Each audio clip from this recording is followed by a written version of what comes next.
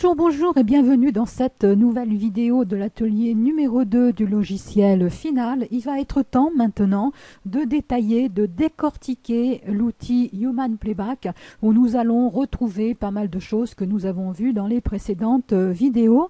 Car effectivement, j'ai pas voulu dans ces tutos faire des formations plutôt scolaires du genre balayer outil par outil, faire une vidéo ou une série de vidéos avec un outil et d'éplucher tous les paramètres de chaque vidéo pour perdre les personnes, et d'autant plus que vous n'allez peut-être pas utiliser, si vous débutez, vous n'avez peut-être pas besoin de toutes ces informations-là. J'ai préféré rester plutôt centré sur notre thème qui est le playback de votre partition, et avec ce thème, nous avons eu l'occasion, mine de rien, de voir beaucoup de choses. Nous avons vu quand même les principaux outils, même si nous avons vu les bases de ces principaux outils. Si vous débutez sur le logiciel, vous pouvez déjà vous débrouiller et faire pas mal de choses.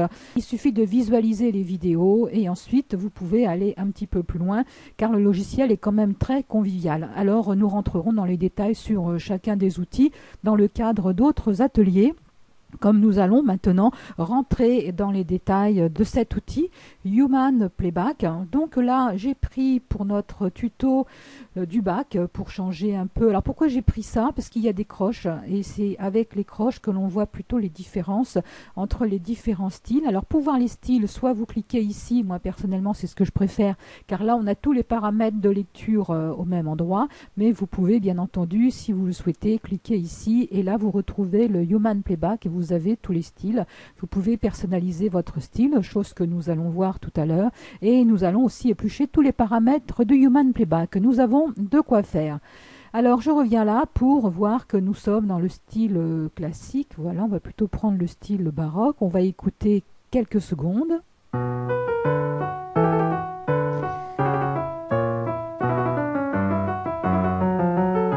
Alors vous voyez les fameux tris aussi dont nous avons parlé dans les précédentes vidéos, ça va être l'occasion aussi de revenir un petit peu dessus. Maintenant nous allons un peu changer le style, passer un petit peu jazz, voilà, on va faire swinger back, comme on le trouve régulièrement d'ailleurs, on aime bien le faire swinger. Là, il y a un paramètre de swing et nous allons voir juste après qu'il y a beaucoup de paramètres derrière chaque style. Alors là, hop, ok, on va déjà voir le résultat tout de suite de ce que ça donne.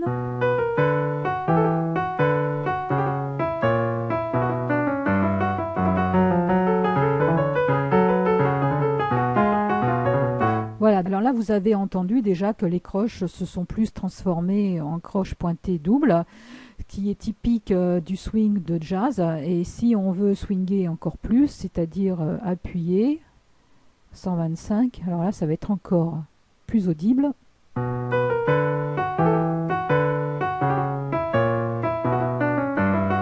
Voilà, bref, donc si vous ne connaissiez pas l'outil, voilà à quoi sert le Human Playback. Ça sert à intervenir sur l'audio, sur le résultat de votre partition, sur la façon dont va être interprétée la partition, ce qui a été notre sujet tout au long de cet atelier numéro 2. Alors maintenant, nous allons voir que ce style, vous pouvez très bien avoir le vôtre, car dans un style, vous pouvez contrôler énormément de paramètres. Nous nous sommes déjà arrêtés sur certains paramètres dans les précédentes vidéos. Nous allons voir ici que vous pouvez personnaliser votre style, ou alors vous avez la même chose en arrivant ici et personnaliser. Et donc comment on personnalise un style? On part tout simplement d'un style déjà existant. Alors ne vous en faites pas, vous n'allez pas l'écraser, vous allez pouvoir créer votre propre style. Alors nous allons voir maintenant tous ces paramètres. Alors agogique, vous avez ici 3 barres, vous pouvez jouer sur le pourcentage et là vous avez le premier paramètre qui est la barre agogique. Alors qu'est-ce que c'est que cette barre agogique? Ça correspond un peu à un genre de rubato mais à l'intérieur de chaque mesure, c'est-à-dire que vous avez des variations de tempo assez subtiles, toujours à l'intérieur d'une mesure, mais la durée de chaque mesure ne bougera pas. Voilà, donc soit vous avez un faible pourcentage et vous aurez très peu de variations, voire pas du tout de variations de tempo, c'est-à-dire que chaque note sera jouée sur le battement du métronome, ou alors vous pouvez mettre un pourcentage beaucoup plus élevé pour avoir une variation de tempo plus importante, mais toujours au sein de chaque mesure. C'est pas le rubato peut se jouer sur plusieurs mesures où vous allez rattraper le temps que vous avez mangé sur certaines mesures et vous allez pouvoir le rattraper sur certaines mesures. Ici, le rubato, vous pouvez le régler ici.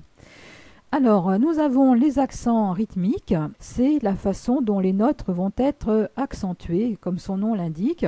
Dans certains styles de musique, c'est plutôt le premier temps qui est accentué dans une mesure. Dans d'autres styles, c'est plutôt le deuxième temps, ou alors, par exemple, dans une valse aussi, c'est le troisième temps qui est plus élevé.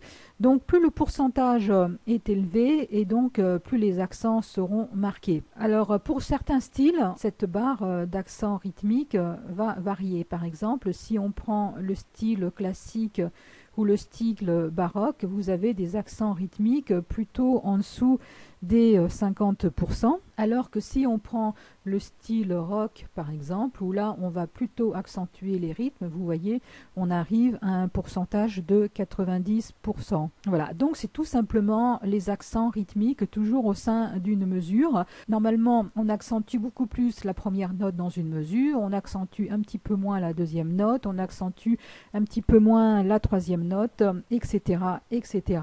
Sur certains styles, que ce soit le jazz, le rock, le reggae, tout ce qui est swing, en fait, on accentue un petit peu plus les accents rythmiques et au contraire, on va plutôt accentuer les dernières notes au lieu d'accentuer les premières notes dans une mesure. Alors, tout ça, en fait, vous allez pouvoir le régler et l'ajuster au niveau du swing. Alors, tout le monde sait ce que c'est que le swing.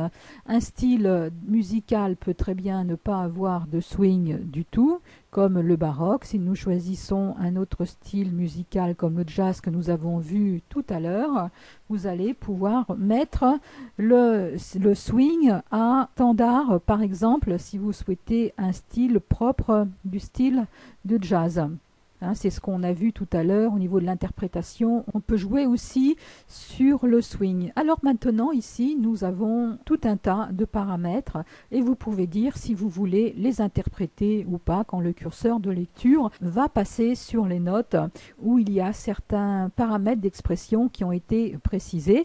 Donc là, bon, on ne va pas les faire tous parce que vous savez, c'est en français, donc on peut très bien le lire. Mais là, par exemple, on retrouve nos fameux soufflets et dynamiques, les soufflets que nous avons vus dans la vidéo précédente, justement le tuto de C.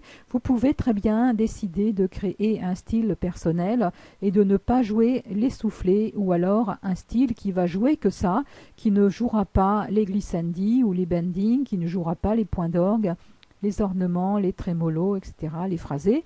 Vous pouvez très bien décider de jouer sinon que les trilles et que les soufflets. Enfin bref, vous pouvez vraiment intervenir sur ces paramètres-là.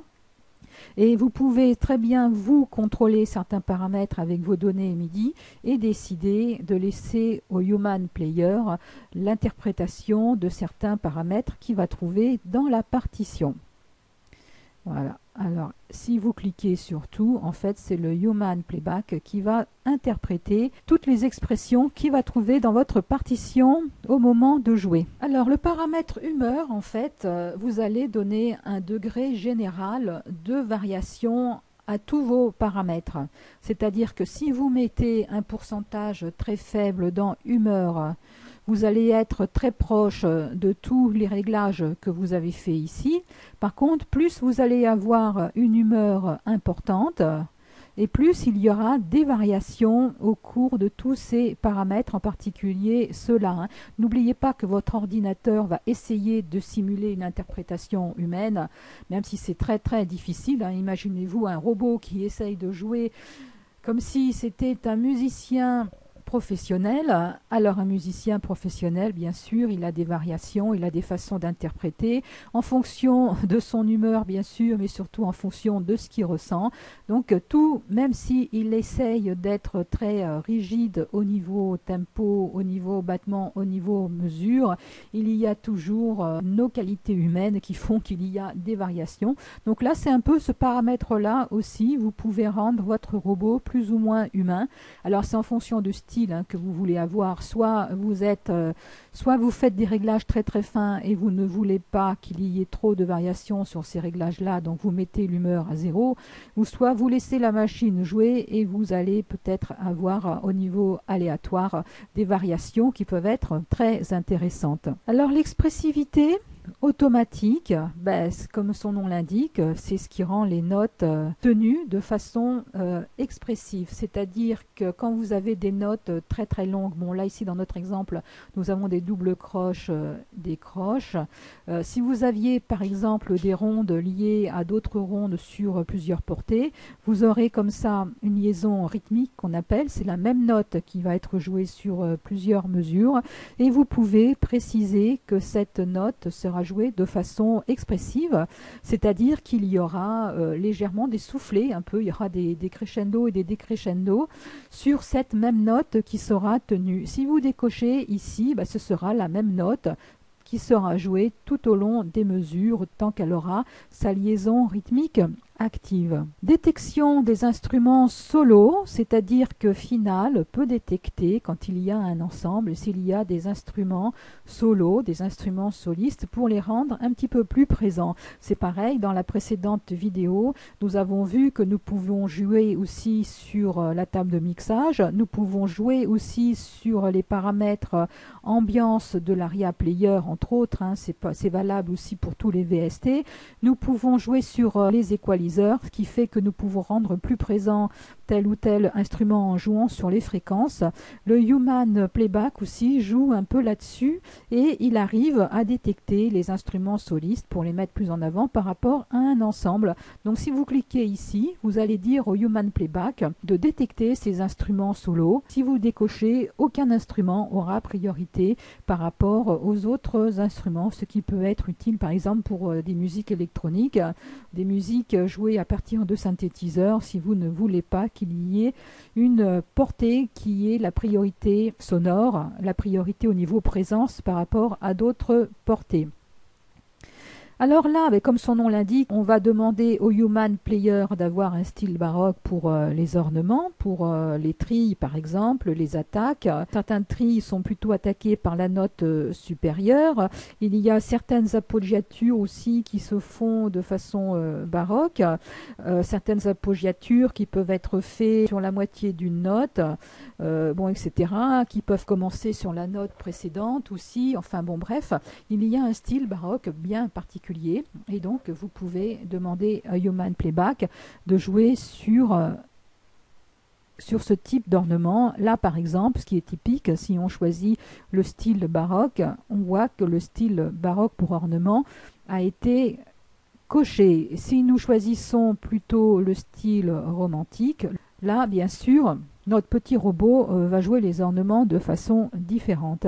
Alors les syncopes courtes sur temps faible, donc ça c'est pareil, ça permet d'accentuer les temps faibles par rapport aux temps forts. N'oubliez pas, ici nous avons aussi un paramètre où nous pouvons jouer là-dessus. Là nous pouvons inverser et mettre les accents sur les temps faibles et plutôt syncoper par exemple. Voilà, si on choisit par exemple le funk, il est déjà pré-réglé pour faire des syncopes courtes et plutôt accentuer les temps faibles. Alors maintenant, le feeling de la valse viennoise, c'est pareil, ça permet de jouer sur les temps forts et les temps faibles. En général, sur une valse viennoise à 3 temps, on accentue le 3e temps. Donc en cliquant ici, ça va être plutôt le 3e temps qui va être accentué en fonction du pourcentage que vous aurez sélectionné ici. Il suffit, donc voilà, là je l'ai coché manuellement, mais si je le décoche et si je vais dans, on peut sélectionner valse viennoise, vous voyez bien sûr là par défaut le feeling valse viennoise est coché, c'est que tout simplement le 3e temps sera plus accentué que les 2 premiers temps. Alors les jeux précis déroulement, alors ici ce sont les trilles. Vous pouvez avoir des trilles donc sur deux notes. Ça permet d'avoir une interprétation très mécanique du trémolo. Si elle est cochée, les trémolos seront joués un peu de façon aléatoire. On va rajouter un paramètre de hasard aléatoire dans le jeu des trilles. L'ajustement croche pointée double, par exemple, dans une partition, quand vous rencontrez une croche pointée double, vous pouvez décider de faire votre double croche plus ou moins longue. C'est-à-dire que si vous cliquez ici sur long, votre double croche sera plus longue. Si vous cliquez ici, votre double croche sera vraiment plus courte, elle sera plutôt proche de la triple croche. Et si vous ne cliquez pas ici, le Human Playback n'en tiendra pas compte. Quand il rencontrera des croches pointées doubles ou des triolets, il ne fera rien. Si vous cochez cette case, ça veut dire que le Human Playback va essayer de détecter les accompagnements, par exemple les arpèges, quand il y a une voix solo qui est accompagnée par des arpèges par exemple, ou des séries de croches, il pourra détecter que, ou des séries d'accords, il pourra détecter que c'est un accompagnement et il va automatiquement baisser le volume sur l'accompagnement par rapport à l'instrument solo. Vous voyez, le Human Playback va quand même très très loin. Alors, la pédale de piano automatique, c'est que tout simplement, quand il y a un changement d'harmonie dans la partie piano, le Human Playback peut le détecter. En cochant cette case-là, vous allez demander au Human Playback de détecter les changements d'harmonie et automatiquement, il va mettre une pédale. Alors équilibrer les accords, par exemple, quand on joue au piano des accords, en général, on essaye de faire entendre la note en haut, la note la plus aiguë. Donc si vous cochez ici cette case-là, ça veut dire que vous demandez au Human Playback de détecter ces accords et il va essayer de les équilibrer. Au lieu d'avoir toutes les notes qui ont la même puissance, il va essayer de mettre en évidence la note supérieure, la note la plus aiguë. Il va jouer sur l'intensité des notes. Par contre, si vous décochez ici, toutes les notes d'un même accord seront jouées avec la même intensité. Alors adoucir les basses, comme son nom l'indique, comme tout est français, c'est très facile. Adoucir les basses, ça va simplement diminuer les notes qui sont les plus graves, parce que des fois les notes vraiment graves, ça va écraser toutes les autres notes. Pour éviter cet effet-là, cet effet acoustique, vous pouvez demander au Human Playback d'adoucir les basses, d'intervenir dessus. Donc vous voyez quand même qu'il est intéressant, si vous travaillez sur des sons nouveaux au niveau synthétiseur, comme nous le verrons dans le cadre d'autres ateliers, il est quand même intéressant de désactiver tout ce qui est Human Playback et de pouvoir faire éventuellement vos propres styles. Car malgré d'ailleurs ces réglages que nous voyons ici, nous allons voir les autres préférences. Le Human Playback peut intervenir vraiment sur beaucoup de paramètres et si vous souhaitez avoir le contrôle de tout, il vaut mieux tout désactiver. Par contre, pour les partitions plutôt classiques ou jazz, les partitions qui doivent être interprétées par des instrumentistes, là, avec le Human Playback, vous pouvez faire des choses formidables. Alors continuons un petit peu notre tour d'horizon de tous ces paramètres. Donc ça, les harmoniques c'est tout ce qui est cordes, violon, mais aussi guitare ou les harpes, mais ça permet d'interpréter des harmoniques sur ces instruments. Alors attention, c'est des harmoniques au point de vue informatique, je ne sais pas si ça fait vraiment, là j'ai pas testé, je ne sais pas si ça fait vraiment des harmonies comme si c'était joué par un véritable instrumentiste, c'est à tester et ça doit dépendre aussi des banques de sons, des banques que vous utilisez. Alors arpéger les accords si nécessaire, mais comme son nom l'indique, le Human Playback va essayer d'arpéger des accords en fonction du contexte. Donc c'est valable pour certains instruments, comme le clavecin, c'est valable pour certains styles. Par exemple le style baroque, c'est valable aussi pour tout ce qui est guitare ou harpe. Là, puisque nous venons de parler des harpes, c'est valable aussi pour les harpes. Alors là, si vous cochez les cadences harmoniques, c'est pareil. Vous allez demander à Human Playback de détecter certaines cadences pour qu'il puisse reconnaître la fin d'un morceau et d'étendre un petit peu le temps. de détendre les battements, de détendre le tempo, comme lorsqu'un instrumentiste arrive, un instrumentiste ou un ensemble d'instrumentistes arrive à la fin d'un morceau. En général, le chef d'orchestre donne des ordres pour ralentir le tempo.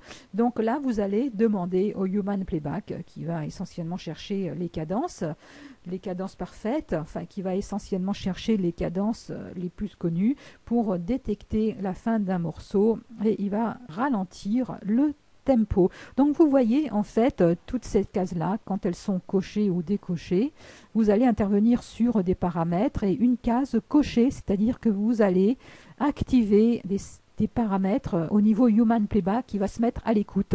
Il va se mettre à l'écoute pour des paramètres bien particuliers. Par exemple là, en cochant, il va se mettre à l'écoute et détecter des accompagnements. Ici, il va se mettre à l'écoute pour détecter des cadences. Là, il va se mettre à l'écoute pour détecter des basses, détecter des accords et pouvoir intervenir dessus.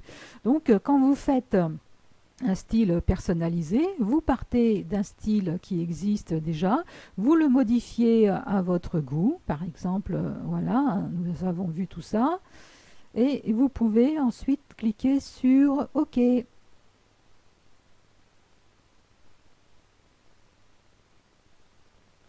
donc là, on arrive sur Custom, hop, et là, on va pouvoir jouer, alors je ne sais pas ce que j'ai choisi comme style,